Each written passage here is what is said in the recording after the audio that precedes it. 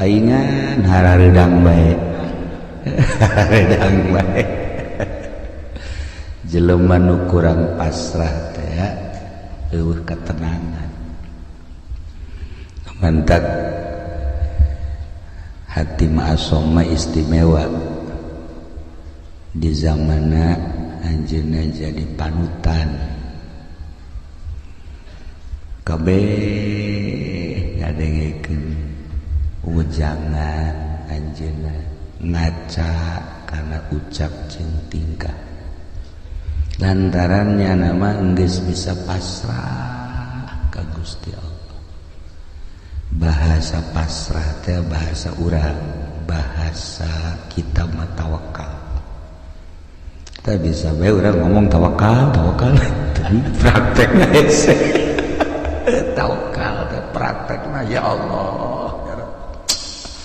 Sakigi urang ngaji bae sakumaha tadi komun teu ngaji.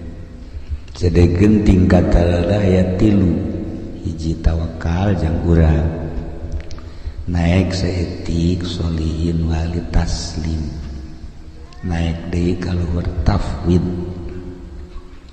eta urang bisa ngomongna doang jadi hese jasa praktek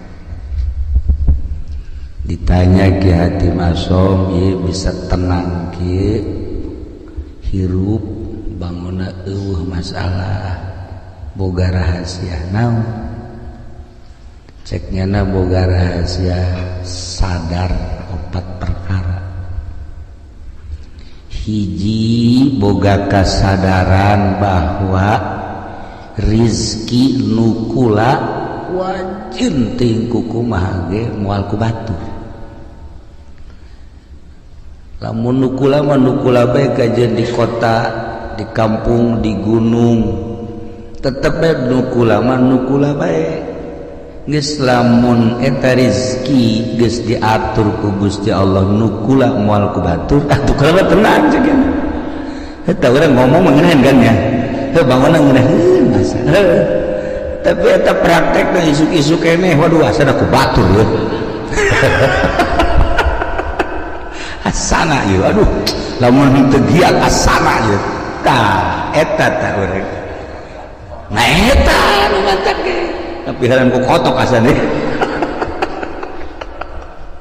tah mantak kula tenang cek jaga moal wajen ku kumaha nukula tetep nukula bae nu lain tetep bae nukula tah eta tah urang geus nyaho kos kitu teh geus nyaho tah jang ketenangan urang tawakkaltu 'alallah wala haula wala quwata illa billahil aliyil azim pasrah diri ka Allah urang mah teu daya teu upaya geus diatur ku Gusti Allah urang tinggal sadarna jeung praktekna tanu hese tah bisa eta beta hiji tah merdeka urang hirup merdeka tah urang hirup tenang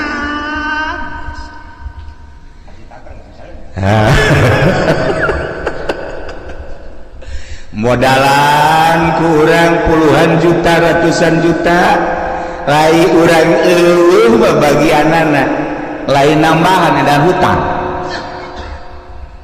jadi modalan kurang air bagian urang mah araraya bae contoh geus ambalaya tah tinggal kasadaranana nu encan aya di urang neangan ilmu sadar ieu nu hese jang nyadarkeun diri urang supaya urang bener-bener tawakkaltu 'alallah ya Allah tayatalah hatim asom hebat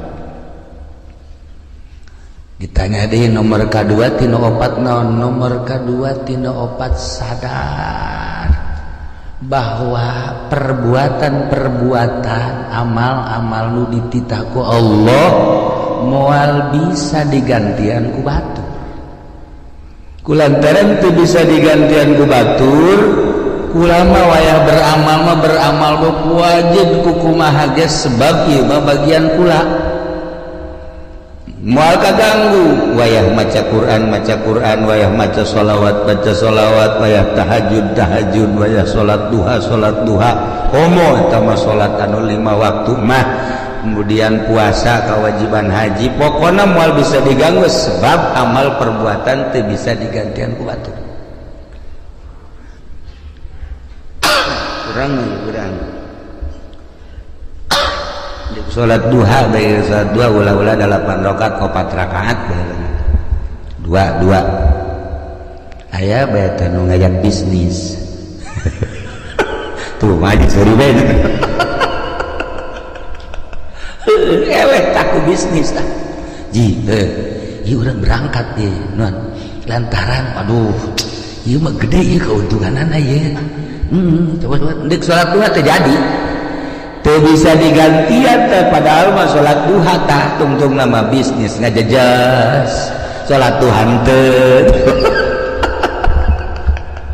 tah eta urang teu bisa teh istiqomah badak cek hati masuk iya tuh kula mah wayah beramal sebab ieu teu bisa digantian kudu sejen cek ayo bae ya Allah ya Rabbi mentak ayalah nyana ngabogaan hizib hatim ialah kaistiqomahan kula cekana sebab yakin amal teu bisa digantian ku batur salila hirup kula moal lila hirup di alam dunia rugi lamun kula haju ninggalkeun beramal Masya Allah ieu jang kelas biasa ieu sebenarnya ieu mah jang kelas orang Pasir Gadung jang kelas Pasir Gadung ieu kelas biasa-biasa ya Allah ya Rabbi taraweh bagi orang mah tidalan taraweh 10 menit selesai di mana eta Pasir Gadung 10 menit selesai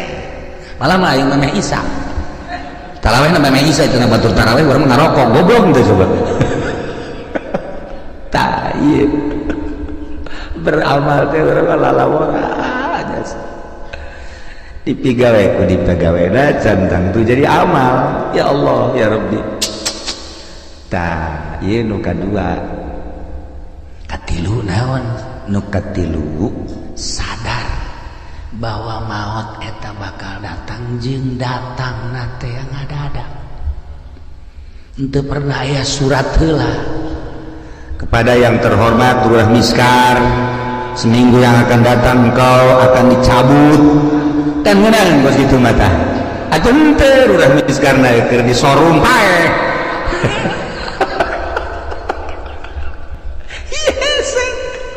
orang ada yang nu maot di masjid keur sujud senang orang nu maot keur tahlil senang orang maot keur maca Quran Masya Allah maot keur ibadah zikir ya Allah ya Rabb maot keur itikaf Masya Allah dan ieu mah keur di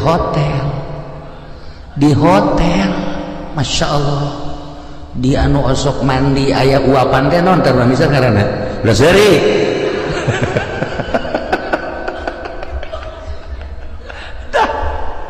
lantaran lieu maot ngadadak teu pernah dibejaan deui urang nah cek ati masong mata kula mah selalu inget ka maot sakumaha nu dicaritakeun ku Kangjeng Rasulullah Muhammad sallallahu alaihi wasallam yakni aksiru min zikri hazimil ladzat lobakeun eling kanu megatkeun kana kanikmatan paeh kula mah terus bae sakena inget ka paeh teh terus bae inget ka paeh inget ka alam barzah inget ka akhirat inget ka bakal dihisab inget ka bakal kapanggih jeung Gusti Allah Masya Allah tah ieu nu mantak urang haju daek ka tadi kamana ka pantai cerita gitu kan nah eta kan poho ka paeh haju segala kamana di lebaran coba bejakeun ka mana tuh solehan tuh ngakurkeun beungeut tama jeung Zainuddin tah jeung pendi ka ditu eta kan ngaranna poho ka paeh teh geus kitu ya Allah ya Rabbi kasep-kasep urang diakur-akurkeun jeung solehan Masya Allah lamun tadi ayat anu dibaca ayat khauf eta teh diawalina ge ku ya ayyuhan nasu taqu rabbakum. Hei manusia sing sarieun maneh ka Allah. Ditita urang sieun ka Allah. Ditita sieun ka Allah. Lamun urang geus boga sieun bae ka Allah aman. Belajar sieun teh ka Allah teh kudu belajar. Sebab lamun teu belajar moal bisa belajar, tentu belajar teh kudu aya guru. Abeh bisa, sanggeus bisa, abeh jadi adat kata sieun teh. Ulah kamari sieun wayang teh. Bulan kamari mah aya teh sieun. Barang lebaran mah eueuh. Di bulan Ramadan mah aya ngerenyet sieun ka Allah barang lebaran. Oh. Masya Allah manggi awewe make calanana sakit. Tadi dongeng kakula dongeng jelema. Dongeng aya jelema ceritana bulan puasa teh tarawih hebat, maca Quran hebat. Barang lebaran pannyana teh anu kuari ngojek teh naon ngaranna? Ngojek teh naon ngaranna? Grab. Manggi sewana Cina malah ge sakit. Ji cek kene ieu aing urut kamari bulan puasa tapi manggi sewa kos ilah cek kene teh jadi tukang ieu nya. Jadi tumpakeun nya. Dua dirempet. Aju nyedak. Cek nyadat teh cek kene jangan ke depan atuh cek kene jangan nempel. Tunggu enak cek kene. Aju nempel. Gojek tolol. Sak nyadat teh ngidahin jasa di ping-pingna putih. Nah, kan itu beres janterkeun punyana ke perumahan. Barang di perumahan aya dia telepon sabang sakene kos kitu deh. Jadi itu bolak-balik teh boga sewana ka beneran kos kitu meureun mah gogodan di Gusti. Atuh meureun gogodan tempat di Gusti. Ya Allah ya Rabbi kapetingkeun mah make sempak doang. Make sempak doang jak kira ieu sararial jasa jak kira sewa aing kunaon kos kieu. Eta nyana aju ngalamun bae di imah aing eureun bae kitu ngojek cek ieu sewana nu kos karari beta seputar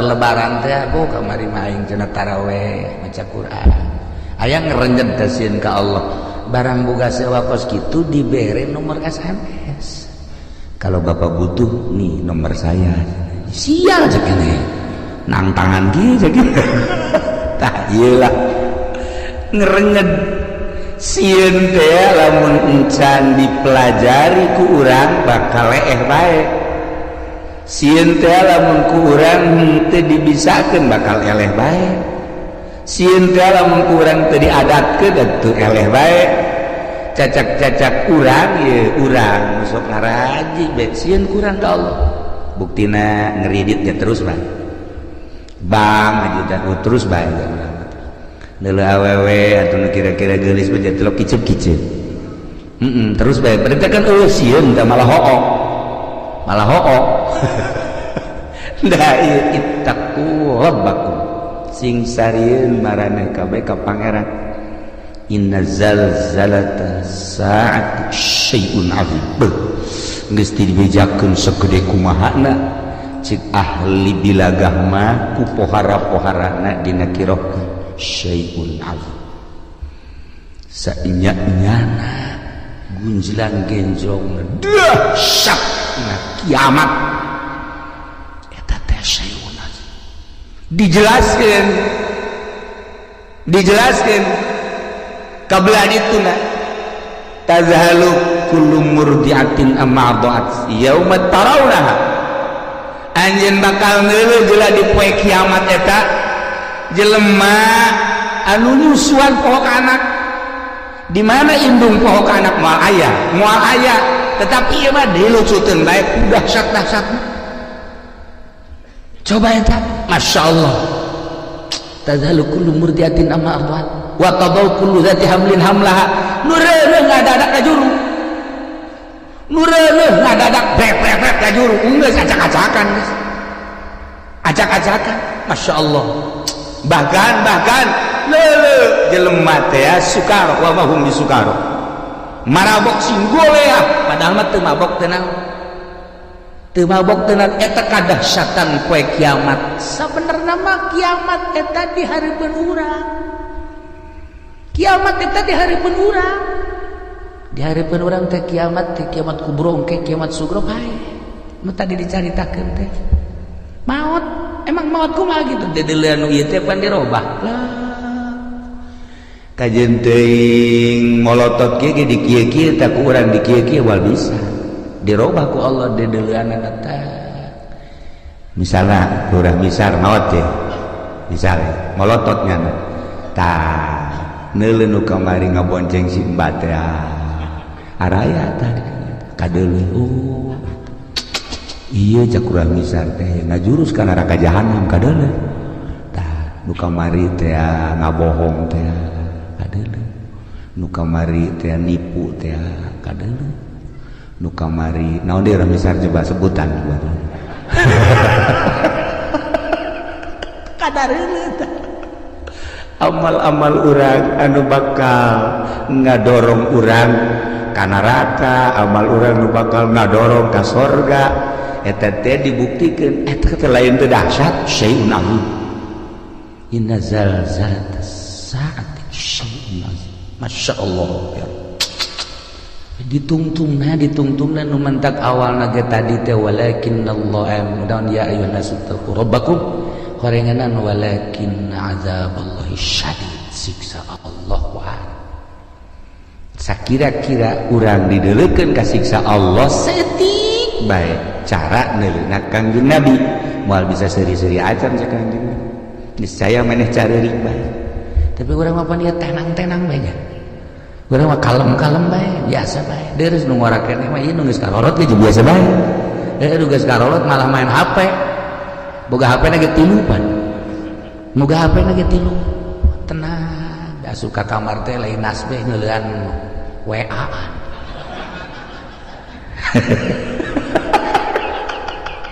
dia kumaha coba ieu lalakon ieu kuan dia kumaha coba lalakon Masya Allah karim nah iya dek rahasieuna urang ka Gusti Allah geus dibejakeun kedahsyatan kiamat seperti eta geus tidak bejakeun maut eta seperti eta tetapi orang biasa-biasa bae ya Allah ya Rabbi nah iyalah urang berarti masih dangkal keneh sieun ka Gusti Allah Subhanahu wa ta'ala dititah urang sieun mah bahkan sieun eta jadi makom khauf namun geus sieun jadi makom kabelah dituna ciri jelema anu geus sieun ka Allah aju sieunna jadi makom sanajan teu sare teu tunduk cirina kitu bae teh sanajan teu sare teu tunduk sare sapoe-sapoe teh ngan sajam atau 2 jam tapi burinyas ka eta jelema nu sieun ka Allah sok geura jelema ditangkep pe popol sek sapoe-sapoe teu hees teu hees teu sieun teh ganata teu sare kana lantaran boga kasieun dahar teu geuna nginum teu geuna lantaran ditangkep teu daekeun sare urang ngahareupan siksa nu sakitu dahsyatna lamun nyaritakeun siksa ulah jauh-jauh di Bukhari bae di Bukhari kabari kula di Bukhari saeutik we heulanan kesang ieu mah bab kesang bae tadi na kitab Bukhari aya jelema engke di akhirat kesangna ngan datang ka sakengkeongan amalna nu gorengna datang ka dinya leus aya nu datang ka dengkul masih kuku cuprakan keneh aya nu kesang teh datang ka cangkeng masih bisa ngap-ngapan aya nu kesang teh datang ka beuheung masih keneh bisa kikieuan aya nu kesang teh datang ka irung aya kesang liput teh kumaha coba bab kesang we heulanan bab kesang di akhirat ngarendeng jeung jelema nu bagus kesangnyana kesang itu henteu bisa kieu kesang urang teh ya haju weeh ka dieu henteu nyana bae nah ieu urang bab kesang bae encam bab nanaon beuh masyaallah asara orang pasar Gadung memual meureun aya datang ka irungnya mudah-mudahan ya paling datang ka dieu doang ya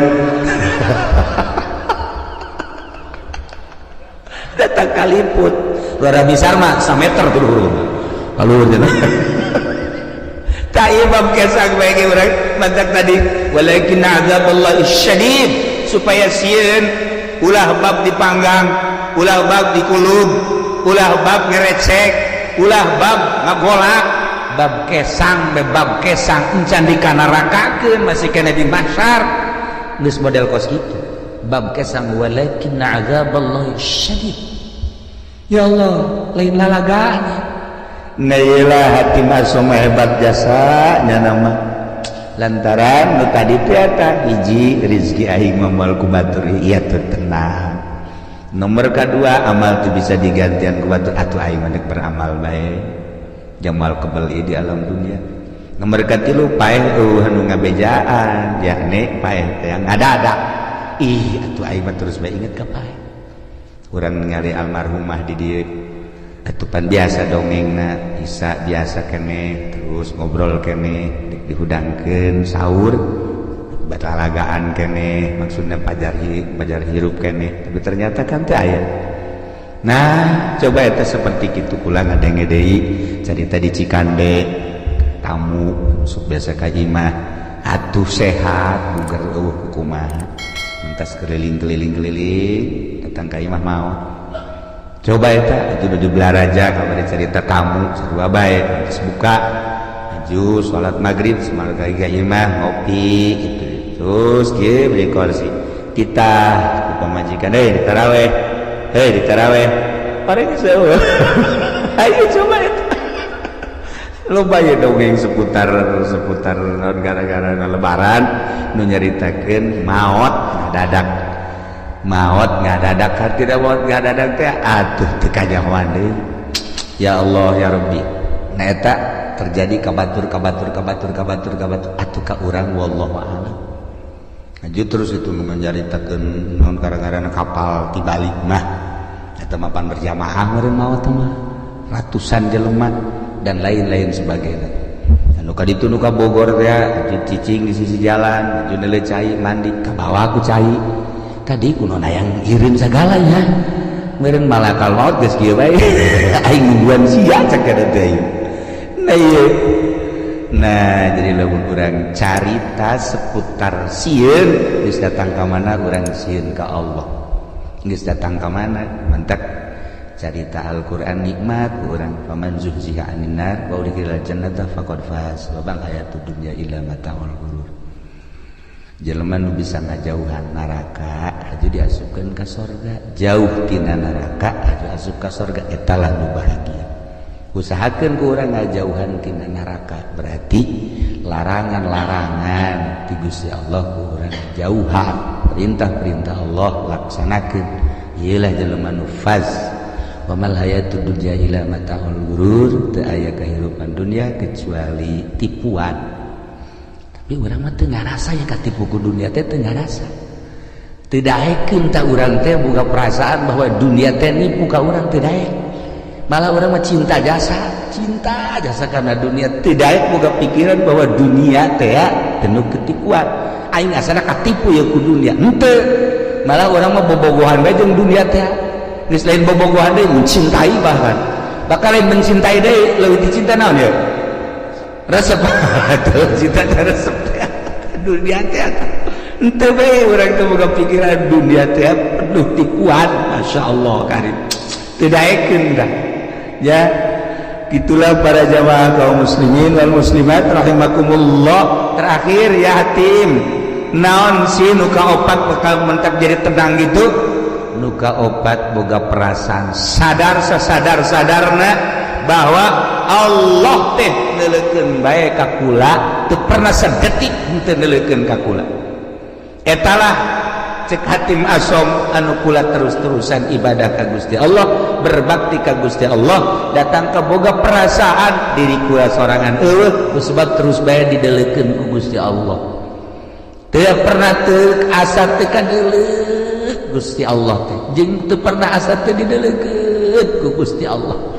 Nah lamun urang bisa nopat perkara geus bakal bahagia. Urang bisa nopat perkara tadi urang bakal sorga. Hiji sadar bahwa rezeki nu urang moal ku batur tenangkeun diri urang. Kitu cenah kiai ulah usaha saha mun eta ulah usaha mah usaha ke sia laguna ngawarung eureun tani eureun kararieu becak pamajikan kapan teu ka warung lah teu deui urang ieu aya menteu bae asana mal kebal pamajikan balik atuh usaha bantak ieu mah kelas urang tawakal kelas urang usaha dan pasrahkeun ka Gusti Allah ya usaha naga dititah ku Allah urang boga tanaga nu Allah segala rupa diatur ku Allah usahana make aturan Allah jeung lain usahana nu diulah ta'alluqna cumantel kana dunyana nu ulah mah adapun usahana mah yang kebutuhan urang yang kebutuhan pamajikan jeung keluarga atuh dititah ngan aya aturanana make syariat ngaranna ieu tawakal ieu nu kitu ngaranna tawakal. Ketika Kangjeng Nabi nyaritakeun tawakal sahabat ngadengikeun bae kieu jahe ka harti ta ku sahabat hiji mangsa sahabat dagang make onta sageus dagang kana onta ka pasar tutup kuanteun deui ka onta balik ke Madinah ke masjid maju ontana tenden di hadapan masjid jangan ngadoa ke Allah ya Rabbi abdi nu Allah onta abdi nu Allah barang naga nu Allah ku ari dek ditawakalkeun dipasrahkeun ka Gusti abdi erek perjamaah jeung Kangjeng Rasul geus onta ada di luar kalian biasa cukup berarti syariat nyana ka masjid salat wiridan beres keluar onta anu maling nyana ngadoa deui ka Gusti ya Allah ya Rabbi atuh teh dipalingkeun lain abdi nu Gusti atuh onta nu Gusti barang nage nu Gusti anu maling nage nu Gusti sabar Gusti eta hebat teh jelema teh eta hebat teh kos kitu karena papasrah sabar Gusti geus pokona we jangan ngalamun bae kieu ye leh teh eta teh segala ge nu Gusti sabar Gusti bae teh leh geus ye bae nang saya setengah jam mah meureunan terus baik aing balik aing ieu naik naon ceuk duit dibawa barang dibawa kabeh di onta lah tawakkaltu Allah geus beres menang sajam teh aya nu nganteurkeun ka dieu menang sajam aya nu nganteurkeun onta berikut barang-barang kaget nyana kakarage nyana nek balik tanya ku nyana ayeuna onta tas di mana kula pamalingan cek nyana teh ayo kula dibawa bagus dibawa di jalan aya nu ngahadang jelema teu wauh ka kula teu wauh ka nyana teu ngomongna naon ngan ngomong sakieu doang sia maling jelema nu tawakal ka Gusti Allah lamun teu dianterkeun bacok sia ku aing kula ngalawan cek nyana begitu ngalawan sempring leungeunna pegat sakit akhirna ditalian leungeunna dibabandulkeun ka di tayeu leungeun kula akhirna kula cek kula teh geus kula neuk ngabalikeun ieu balik bawa henteu kula mah neuk nyarita bae ari ieu rombongan jin apa malaikat apa setan apa jelema ulah nyaho cek nyana ulah nyaho balikeun geus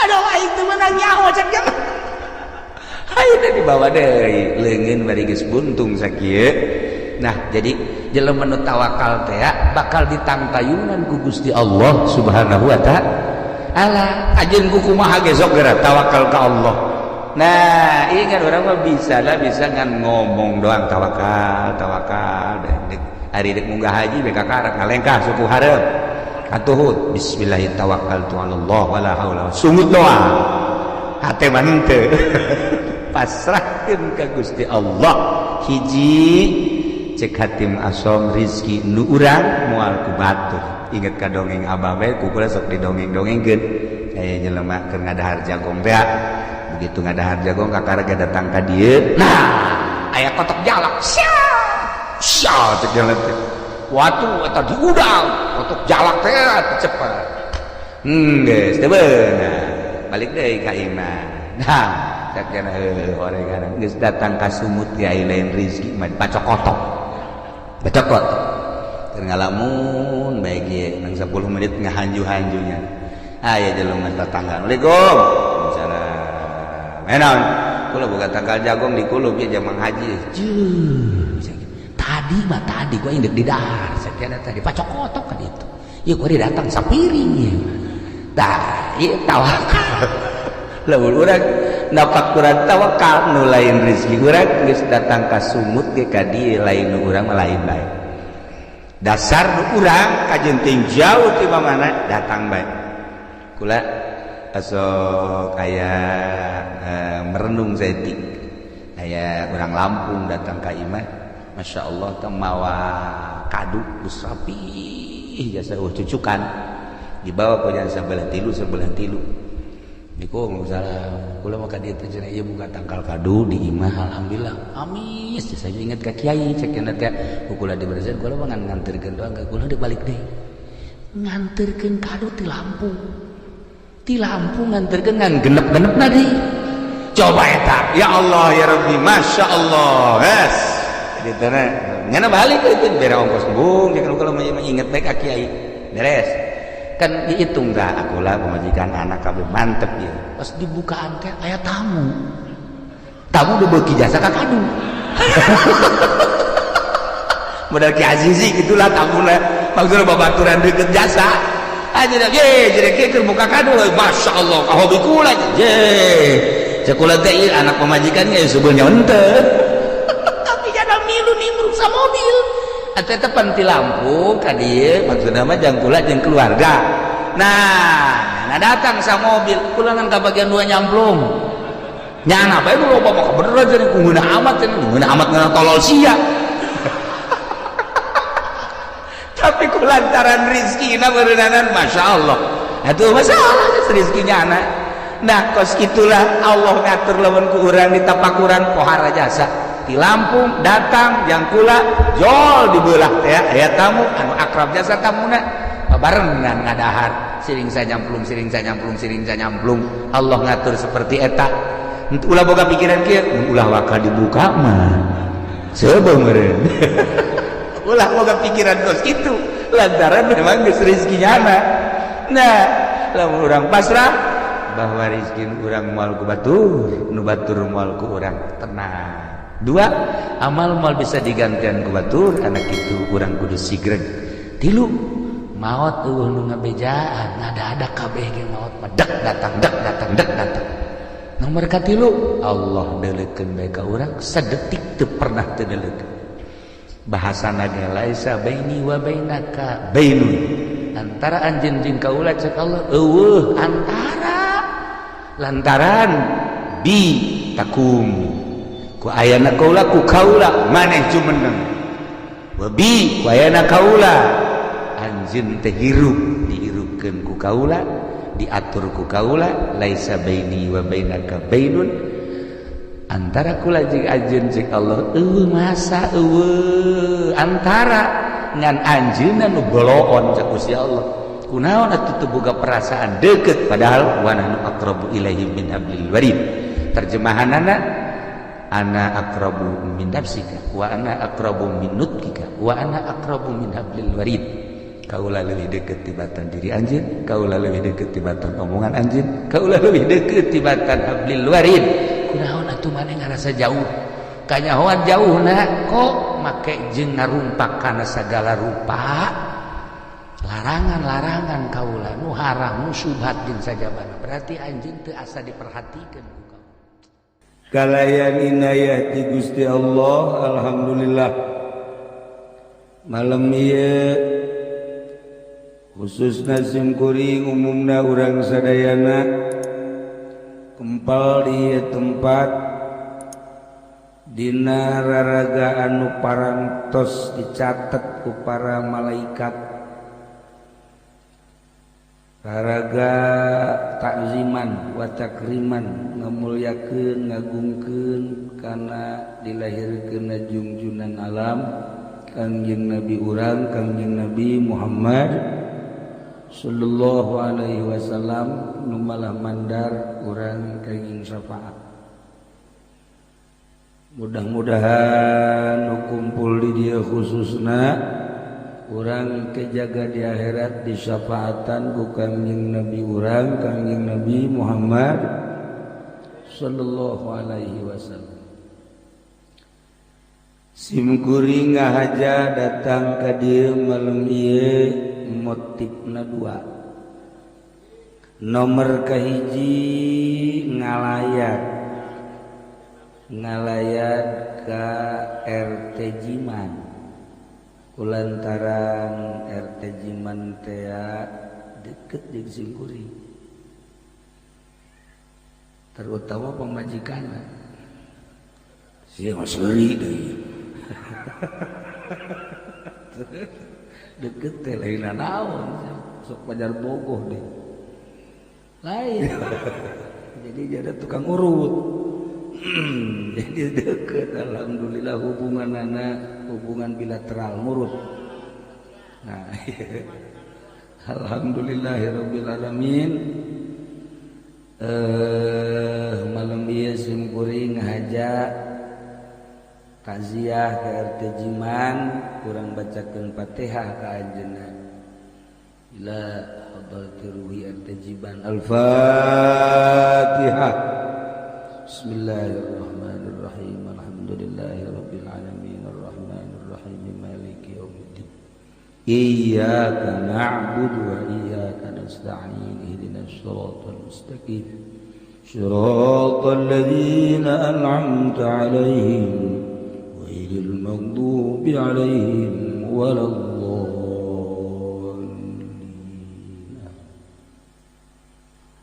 Nomor kedua orang maulidan. Patali jeung iman urang ka Allah, iman urang ka Kangjeng Rasulullah Muhammad sallallahu alaihi wasallam. Ku iman ka Kangjeng Nabi sanajan peuting bari tiris jam 12 kurang saparapat masih kedah diu. Ieu tanda iman, tanda cinta. Lamun teu cinta ka Kangjeng Nabi teh diuk di dieu jeung moal itu tanda iman. Mantak geus pol ieu iman. Kulantaran geus pol lamun paeh ieu kuari ka surga. Maksudna lain amin mun urang paeh babarengan daek ka surga. Daek teh.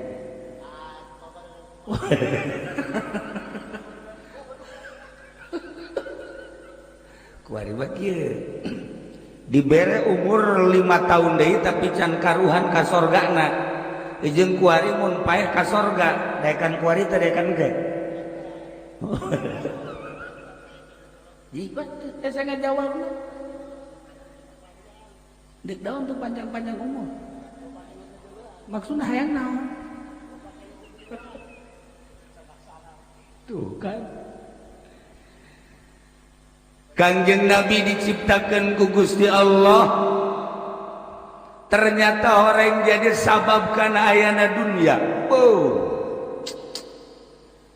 Cek Gusti Allah laulaka lama khalaqatul aflak.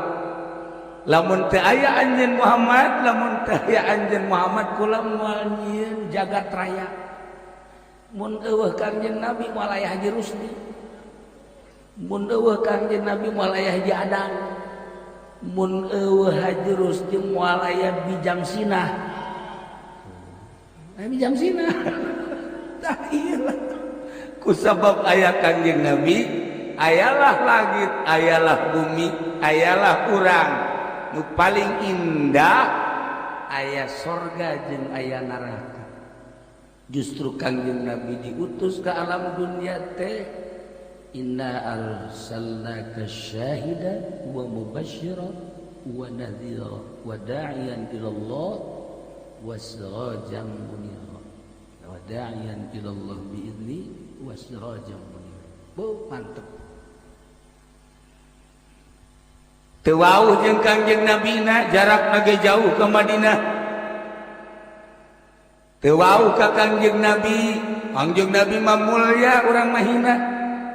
Tapi sinar Kangjeng Nabi ya Allah, ieu nyorot ieu ka lembur ieu. Ieu kasorot, Masya Allah. Cek kula bae karasep ieu. Karasep ieu garelis. Malam ieu beut balik pe jarorene.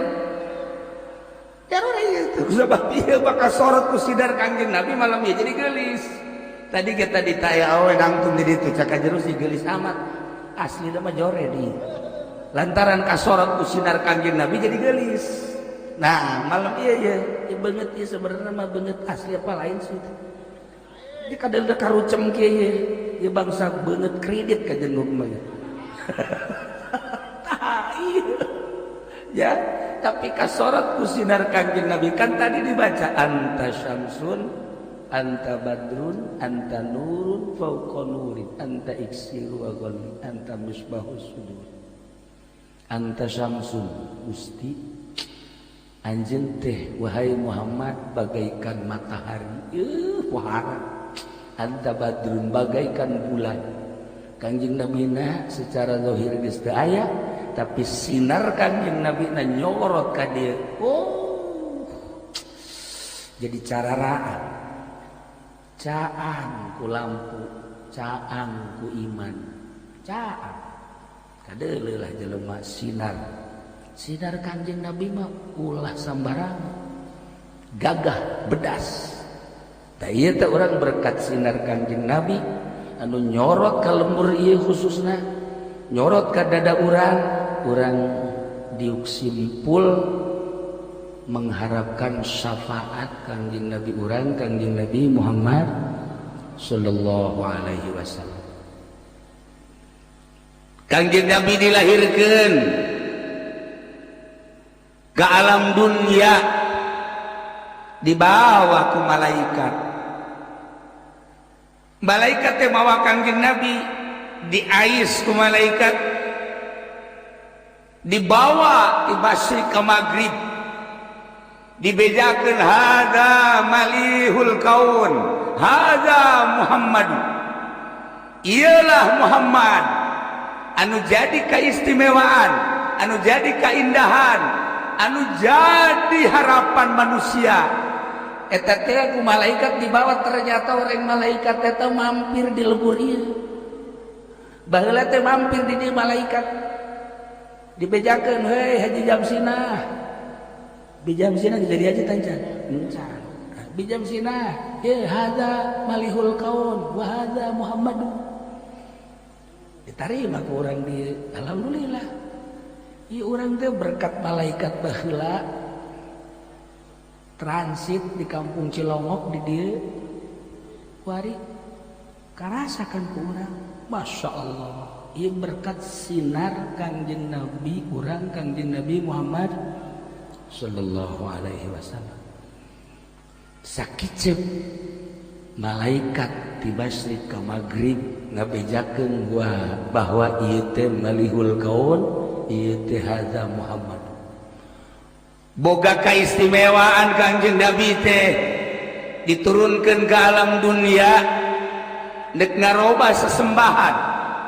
Nu tatadina sesembahan teh ka batu, tatadina sesembahan teh ka kayu, tatadina sesembahan teh ka makhluk, tatadina sesembahan teh kana materi, material. Nah, dirobah ku Kangjeng Nabi sesembahan anu asli mah khaliqus samawati wal ardh, pangeran nu nyiptakeun langit jeung bumi. Dirobah ku Kangjeng Nabi. Atuh ngarobah sesembahan teh teu sambarangan. Oh, Abu Jahal teh reaksi dek kabunuh Kangjeng Nabi. Kafirin musyrikin teh senang. Sesembahanana dirobah. Lantaran cek manehanana ieu pangeran sakieu buadena ge hararese bae. Komo pangeran teh kadeuleu. Pangeran teh ieu Uzza, ieu Lata, ieu Manat, bulude pangeran teh. Ieu ribut bae di alam dunia. Pas ini politik, pas ini ekonomi, pas ini budaya, pas ini jeung tek-tek bengek sakieu ge pangeran teh gede, komo pangeran Muhammad teh kadeuleu. kita boga pikiran teh kos sekarang itu, masya Allah. Tapi di Cilongok banget teu boga pikiran kos gitu iman. Iyalah hebatna urang. Langsung iman bae. Allah Maha Pencipta langit bumi serta eusina. Urang teh kudu hese-hese iman. Kanjeng Nabi teh diangkat jadi rasul. Utusan Allah, Nabi nu diangkat jadi Rasulullah. Urang mah teu hese deui iman. Mata lamun di akhirat teh ka surga mah nya. Ka surga urang lantaran iman ka Allah, iman ka Kanjeng Rasulullah Muhammad sallallahu alaihi wasallam. Nah iyalah Kanjeng Nabi dakwah di zaman Kanjeng tepikeun ka ayeuna teu eureun-eureun, dilanjut ku para sahabat, ku para tabiin, ku atbat tabiin, dilanjut ku para ulama-ulama. Alhamdulillah tepi ka ayeuna. Mantak sing hade iman urang ka Kanjeng Nabi, sing hade pelakkeun di jero hate, bukakeun hateuna teh mun aya peso mah sesuaikeun heula ya. Jeung iman asupkeun ka dieu teh, ka tutupkeun deui. Mun kan mantep. Jadi ulah pudar iman teh di jero ieu. Ya Allah ya Rabbi. Nah, ieu Kangjeng Nabi diutus ka alam dunia jadi rasul, diangkat ku Gusti Allah ngabogaan mukjizat anu nomor kahijina mah Al-Qur'anul Karim. Geus lamun urang talar Quran berarti eta geus lain jelema leutik. Atawa ulah sa-Qur'an lah loba teuing sa-Qur'an mah. Yasin, Yasin. Lain jelema sambarang. Kudu cenah Kiai Yasin mah panjang teuing, tabarok atuh. Tabarok cenah panjang teuing Kiai teh mah. Amaya tasaalun eta deui cenah caram. Geus batu sabihis. Sabihis kieu cenah panjang teuing kieu. Ieu mah udah nu talar rasana ieu. Nu talar. Nah, ieu beta kulhu. Nah, ieu kulhu lain sabarang eta mukjizat. Kulhu teh mukjizat geus lamun urang talar kulhu eta bae dibulak-balik. Lamun urang maca kulhu dibulak-balik ulah loba-loba 200.000 bae. Tuh sia mah subeu bae. Maca Quran mah kulhu. Baca kulhu 200.000 haram ka neraka. Atakah ngaranna? Bentak siapkeun tasbihna. Asal peting jam 12 udang mandi wudu salat langsung baca kulhu datang ke subuh. Ngomong doang ya, ngomong doang ya. Menang tilu heuh aya bae 200.000 jelema nu maca kulhu menang 200.000 saumur hirup moal ka neraka. Nah dibantak oleh-oleh nah urang malam ieu nya malam ieu ibu oleh-olehna bapak geus bae maca kulhu salila hirup 200.000. Catet sapeting misalnya menang 50 catet di lawang 50. Keisukan 50. Keisukan deui turun lantaran tunduh 20. Itu karak 120 malam kaopat tunduh 10. Asana jangka paeh bata anggeus mah. 200.000 haram ka neraka. Ya Allah ya Rabbi. Jadi sanajan ka neraka moal panas. Panas. Itu mah gara reheng kabeh. Anu sejen mah gara reheng. Hajarus di mah basa di jadinya nama di neraka ge nasbeh bae. Kieu belain amin ah. Di neraka ge nasbeh. Tiis ditaranya kau di kunaon sih bisa jadi tiis ge berkat di dunia maca kulhu 200.000 jadi teu panas dek ngabuktikeun bahwa neraka teh seuneuna eleh ku kulhu 200.000. Masya Allah geus jeung urang Cilongok mah teu kudu salat maca kulhu bae 200.000 geus ulah salat ulah naon kulhu bae salah goblok. Tetep salat dan baca kulhu 200.000. Nah kuari diliatan di jero hatena hendeuk baca kulhu 200.000 tulis tadi lawang. Cilongok ge loba tulisan-tulisan ngan hutang. Tulisan hutang. Iya tulisan baca kulhu ya Allah ya Rabbi mantep. Guys oleh-oleh muludan kuari urang siapkeun tasbih siapkan rencana di jero hate salila hirup urang maca kulhu sabaraha lobana 200.000 lah saeutik 200.000 saeutik 200.000 mah tapi coba ge laksanakeun bismillahirrahmanirrahim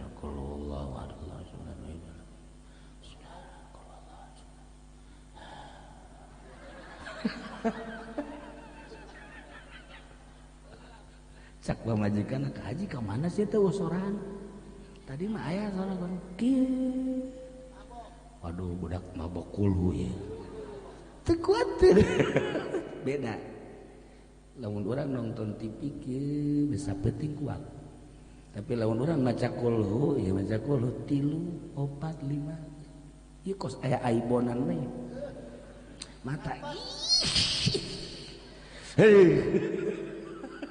beda maca kulhu sebab lawan dumantek teu kuat lawan kulhu teh wahyu diturunkeunna ge teu sambarangan dibaca ku urang anu daharna ge sambarangan nginungna sambarangan teu kuat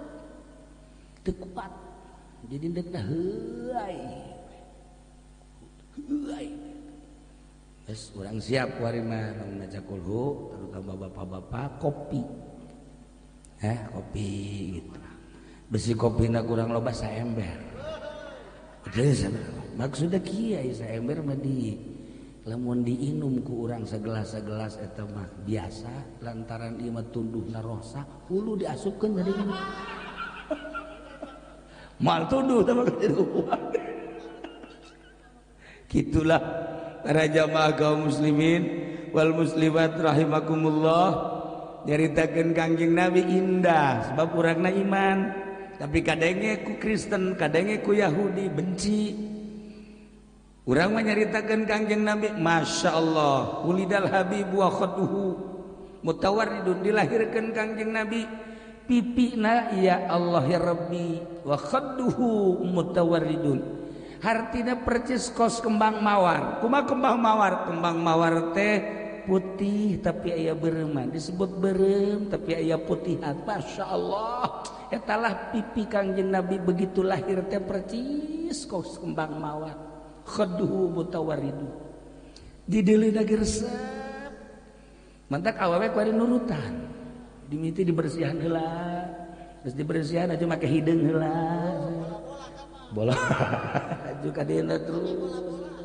ke mulai di beureum-beureumna aja loba teuing beureumna kos tutas ditinju ku Muhammad Ali tak ieu hayang bagus seperti Kanjeng Nabi ya Allah wan nuru min wajanatihi yatawakkal cahayana anu luar biasa ilah kelahiran Kanjeng Nabi mun dicaritakeun eta hubibal wulidal habibu nu tadi dibaca teh Allahu li nimal wali sallu ala hadzan nabi Muhammad wulidal habibu wa khaduhu mutawarridu wa nuru min wajanatihi yatawaqqadu terus panjang ka dituna ieu mah hiji baeta kana mujizu yusufin ikomisihi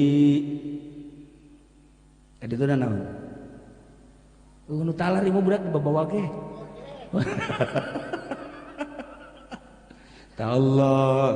Allahizal mauludu minhu azyadu.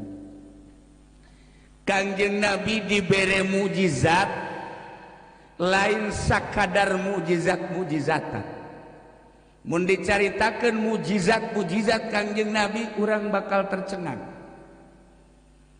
Ieu mah Kangjeng Nabi Yusuf baheula dibere kahebatanana teh kasep.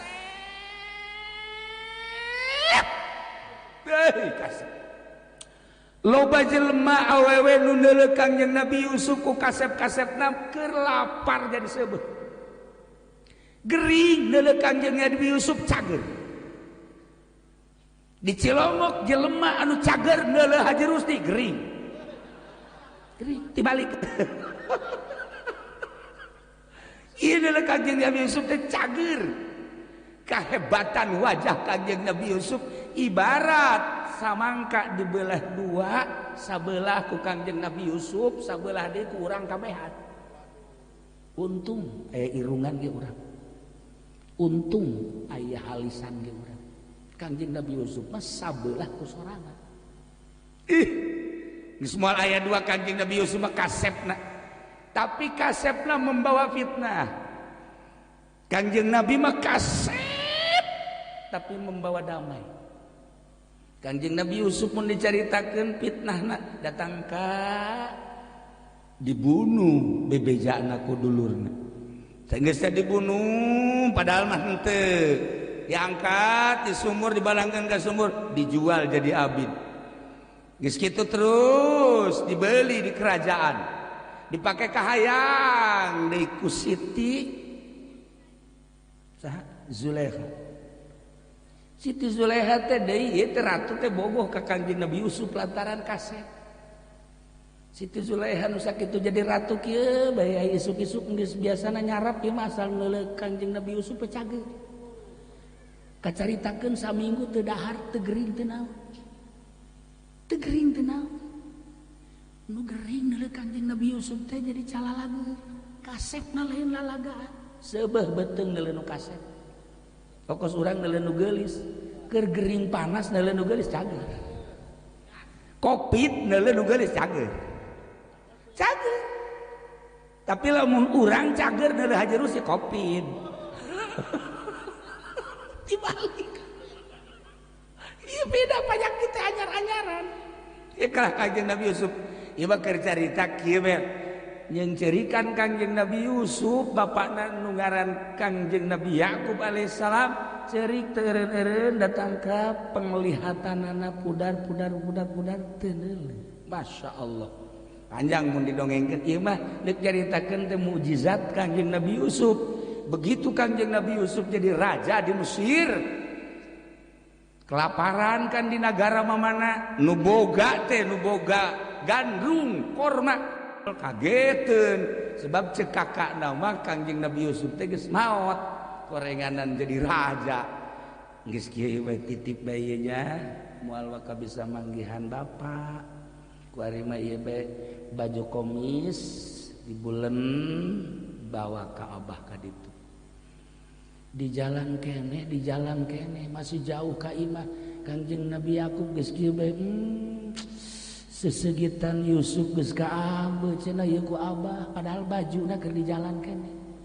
Sesengitan Yusuf geus ka abeuh beuki deukeut beuki seuri beuki deukeut senyum Kangjeng Nabi Yakub barang datang ieu anak-anakna nu tadina nipu bahwa Yusuf teh dibunuh ternyata henteu mentah hampura ka bapakna barang mentah hampura geus masalah atuh nabi ieu ngan ieu bae janggakeun bajuna baju komis Yusuf langsung dibuka dikadiekeun baju gamisna brahe beuntak mukjizat Kangjeng Nabi Yusuf komisna bisa ngabentakkeun jelema nu buta di Cilongok aya tanu cager dipakean sorban ka jerus di buta tetap dibalik tuh mah.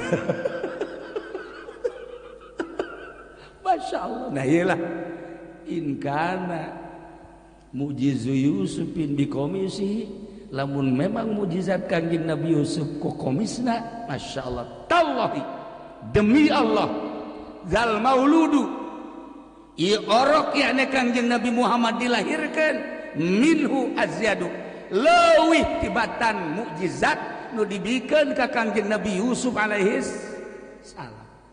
Urang nyaritakeun mukjizat Kangjeng Nabi ya Allah ya Rabbi. Pohara di antarana ye Raja Habib ngiriman hadiah tiaman dipuatkeun kana ontak diiring ku punggawa-punggawan datang ke Mekah kapanggih jeung anak buah Abu Jahal cik anak buah Abu Jahal ieu rombongan ti mana Yaman rombongan ti Yaman ti mana ti kerajaan Raja Habib ieu mawa naon mawa hadiah jang saha ieu jang Muhammad Rasulullah hei di Mekah mah nu tenar we lain Muhammad ye bos kula saha Abu Jahal geus ieu bilukeun bae bilukeun ulah Jang Muhammad jang Abu Jahal bae. Ih, kula mah dititahna ge ieu teh tuh ti ditu teh Jang Muhammad teu bisa. Mekah mah nu ngageugeuh Mekah, kepala suku Mekah Abu Jahal, bilukeun jang Abu Jahal bae. Teu bisa cek bener ieu mah Jang Muhammad bae ribut. Sageus ribut Abu Jahal dipanggil. Abu Jahal ngomong, "Ieu di mana?" "Di Yaman." "Ti saha?" "Kiriman Raja Habib." "Jang saha?" "Jang Muhammad." "Ye. Ieu ngaranna Abu Jahal nu ngageugeuh Mekah." "Enggeus ieu mah jang kula teu bisa." Cek anu ngirim, cek nu dikiriman tetep ieu mah Jang Muhammad bae. Ayeuna ribut, sageusna ribut utusan Kangjeng Nabi datang ka dinya. "Kuari mah kieu bae."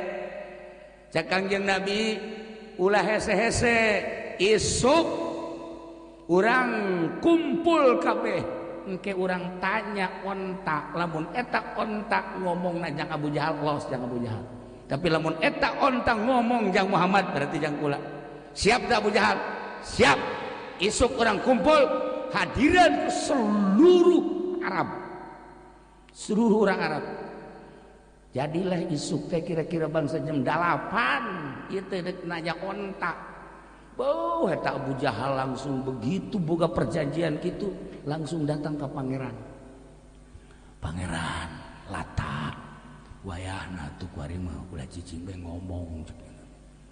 Ngomong, "Ye, ulah ngisin-ngisin Abu Jahal. Coba tuh mere penerangan isuk onta. Mun ditanya ku kula supaya bisa ngomong." "Wai Pangeran Lata, pindah deui nya Uza. Kula nyembah ka maneh teh ieu teh geus sabaraha taun. Haju diminyakan bae teu eureun-eureun. Malah mah make purupuyan. Segala rupa. Heueuh. Ieu geus hayang kue bolu-bolu nu mana ge kan dibikeun. Wayahna isuk mun kula nanya onta, wayahna coba onta supaya ngomong. Pindah deui nya manat. Ieu pangeran nu tilu nu mana bae atuh coba. Ulah cara ricing bae atuh cekiana. Ih, ku aing disembah sia cicing bae. Aya nu ngintip goblok tah Abu Jahal. Kudu nyerekanan pangeran." Jadi Abu Jahal teh minta perlindungan ke pangeranana. Guys, isuk benar-benar kumpul. Di hadiran ku ribuan manusia. Pihak Kangjeng Nabi jeung pihak Abu Jahal. Langsung Abu Jahal dipanggil. "Coba Abu Jahal, onta supaya ngomong nu jelas. Ieu ti kiriman ti mana, kiriman ti mana jeung jang saha. Coba." Abu Jahal langsung ka hareup. Onta kunyana diusapan. Onta dedeh teuing nya. "Coba maneh ngomong. Sabenerna maneh ieu dikiriman ku Raja Habib teh jang saha? Jang Abu Jahal apa jang Muhammad?" Onta kitu. Cak Abu Jahal teh, "Coba ngomong ulah hoho. Ngomong atuh ngomong." Cekeuna teh diusapan deui ku Abu Jahal. "Wayahna coba ngomong. Maneh teh ieu teh dipuatan hadiah sakieu lobana jang Muhammad apa jang Abu Jahal?" "Ieu Abu Jahal. Ieu teh tokoh Mekah. Ieu teh kepala suku Mekah. Wayahna coba ngomong. Coba ngomong." Di hadiran ku kabehan teh ulun ngomong kieu bae. Ngomong moal di onta. Besi ngomong doang. Eta onta. Ulah hohoan. Ngomong. Terus we diusapan deui di jam 8 datang ke jam 12. Tetep bae malah ke jam 12 mah hampir diseruduk. Abu Jahal hampir diseruduk. Wah. Geus Abu Jahal geus. Bahaya ini. Onta marah ya, onta marah. Geus, kuari bagian Muhammad.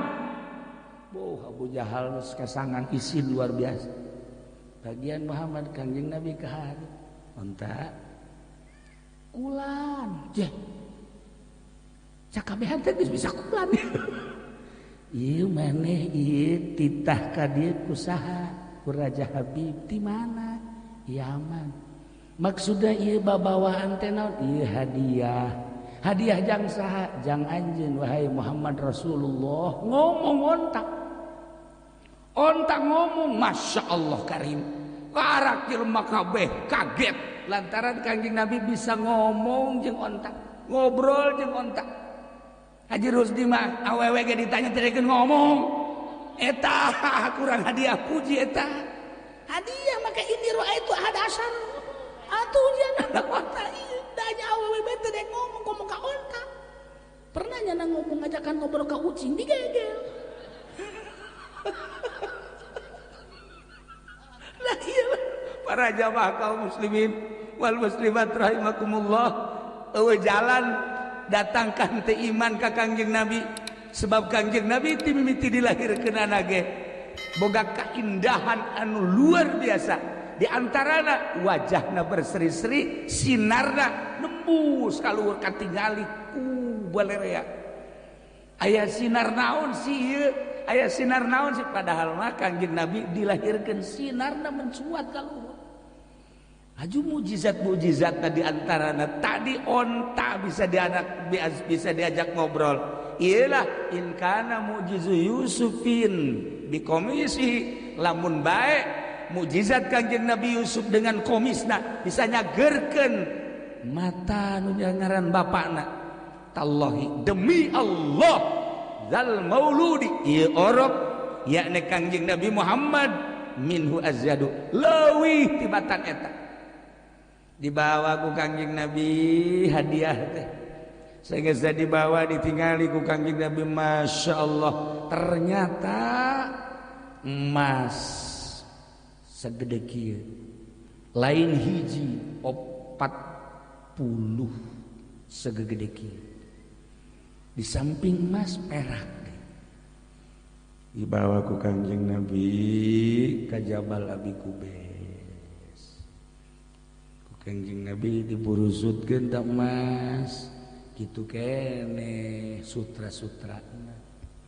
Cek Kangjeng Nabi, wahai emas, wahai perak, wahai pakaian-pakaian sutra, anjeun teh dikirimkeun ti Yaman jang kaula. Kula nampa bunga ku ayan hadiah, tapi kula teu ngabutuhkeun karena emas, perak jeung pakaian kos kieu. Wayana sakitu ieu mah lain jang pakaian dunia, engke ieu mah di sorga. Maka wayahna wahai emas, wahai perak, wahai sutra, maneh saat ieu keneh berubahlah menjadi kesik-kesik jeung pasir-pasir. Harita keneh menjadi pasir. Lamun kanyawan ku Haji Rusdi, ya atuh naona. Pugu urang mah kesik hayang jadi emas. Ya Allah ya Rabbi, ieu kunaon emas jadi kesik. Teu hayangin Kangjeng Nabi mah. Lantaran emas mah engke di sorga mah urang ye. Lawangna emas, cekelna emas, kursi emas, segala rupa emas. Wari mah aya kan di dieu emas tono. Tah mah urang Brebes tah mah. Tah ieu lah di sorga engke, mantak di dunia ulah hayang mewah-mewah. Engke di sorga urang mah iman ka Allah, iman ka Kangjeng Rasulullah, hayang naon engke di sorga. Sorga geus deukeut. Sorga teh geus deukeut di hareupeun urang. Kanyahoan sorga geus deukeut, tanyakeun ka RT Jiman. Pae heula. Tanyakeun ka RK Patin. Nyana mah geus datang. Deukeut. Sorga teh deukeut di hareupeun urang. Asal dicabut nyawa, urang geus ka sorga. Urang mana meureun. Urang mana meureun belajar sia. Ya sia mah bagian ka ditu kanu kaencapan. Tah ieu para jamaah kaum muslimin wal muslimat rahimakumullah, eueuh jalan jang teu iman ka Kangjeng Nabi lantaran Al-Qur'an geus ngajelaskeun eta lah mujizat. Al-Qur'an geus ngajelaskeun, Bukhari geus ngajelaskeun, Muslim geus ngajelaskeun berbagai mujizat. Ke iraha deui kula nyaritakeun mujizat tadi nama kan ieuran cenah muludan teh endek naon ngaranna berseri lantaran kulana kurang sehat atuh kurang sehat jadi penggal jadi tengah ieu bagian salah sahiji mukjizat geus jelas mukjizat Kangjeng Nabi teh di antarana bulan belah dua tarurun maca syahadat, kemudian tangkal korma leumpang ka hareup maca syahadat balik deui deuk urang kumaha deui. Masya Allah karim ieu kuari urang diuk di dieu ieu lamun lain mukjizat Kangjeng Nabi moal bisa aya nyaho mujizat ieu tah urang ieu dugari teh keur ngarasakeun mujizat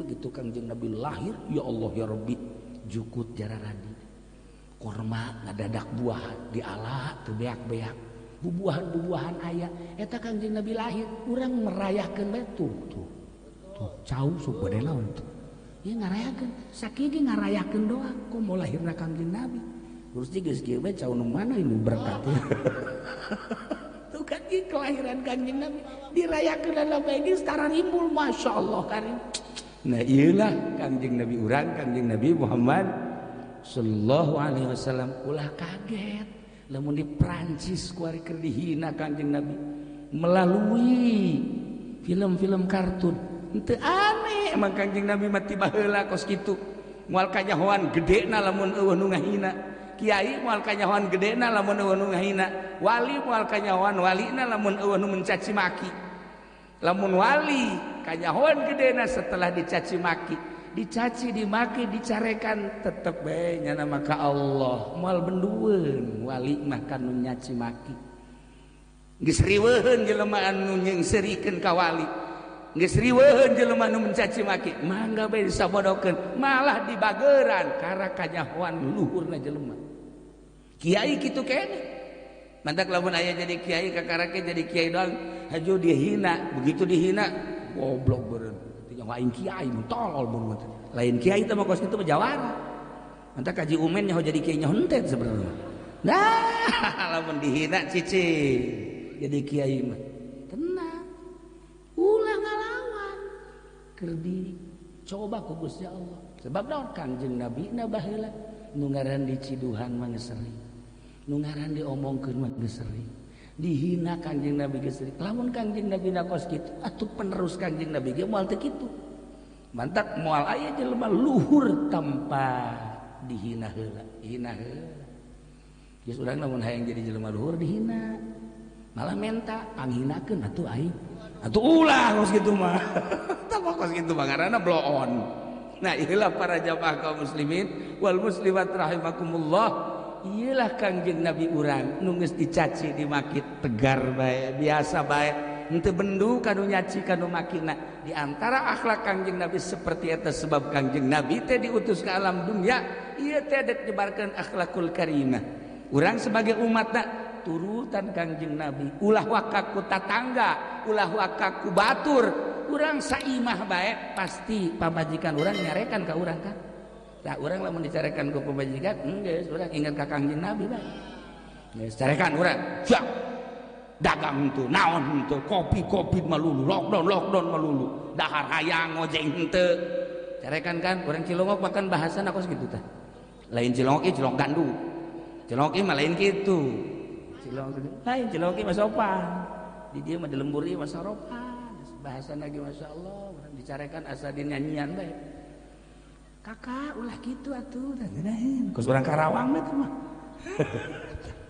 tah lamun dicarekan ku pamajikan ulah ngomong cicing we inget ka Kangjeng Nabi lah Kangjeng Nabi ge dicarekan cicing bae ke pamajikan akan teu betah datang ka cicing bae sia cek nyana ieu lain awewe meureun juri ge mah cicing dicarekan ku kumaha ge ulah malah naon engke ge jana ge keseleun sorangan tah ieu akhlak Kangjeng Nabi wa inna ma bi'us buah itu li utammima makarimal akhlak terapkeun heula di rumah tangga salaki ka pamajikan kudu make akhlak pamajikan ka salaki make akhlak kan geuna komo lamun pamajikanana haji bisa diajak bareng ibadah wah geus nikmat jasa kurang gudang jam 1 atau jam 2 pamajikanna diudang keneng nah deuk tahajud teh moal oh heuh nya tahajud bareng kak tahajud kak mandi bareng ngala wudu bareng oh kakak jadi imam neng jadi banding genah Allahu akbar genah berjamaah jeung pamajikan ngomong mah dibuktiina mana tuh eta mantak kesih hade di urang boga pamajikan teh bisa diajak berjamaah ulah masing-masing masing-masing pemajikan di luhur dia handap mal beres mal beres. Allahu Akbar. Pamajikan kan sok nyingsat. Tuh, pamajikan didinya baru sok kongkong. Nah, iyalah para jamaah kaum muslimin wal muslimat rahimakumullah. Ieu mah kan sakadar nyaritakeun salah sahiji mukjizat Kangjeng Nabi bisa ngobrol jeung onta. Engke aya deui bisa ngobrol jeung maung. Engke aya deui bisa ngobrol jeung berbagai hewan. Engke aya deui bisa ngobrol jeung batu. Engke aya deui bisa ngobrol jeung tatangkalan. Ndek kumaha teu iman mantak ulah kaget lamun di Prancis kuari dihina Kangjeng Nabi. Justru kuali di Prancis ribuan jelema asup Islam. Kewalahan di Prancis presiden lagi lantaran setelah ayeuna dicaci, dibaki, dihina di berbagai sekolah di universitas, ternyata oreganan murid-murid malah asup Islam.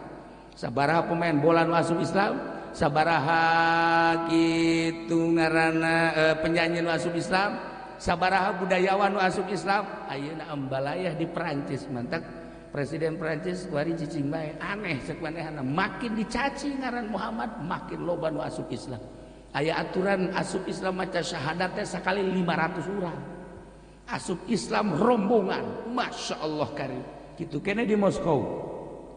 Gara-gara seseorang wanita anu make jilbab kemudian diasupkeun ke penjara.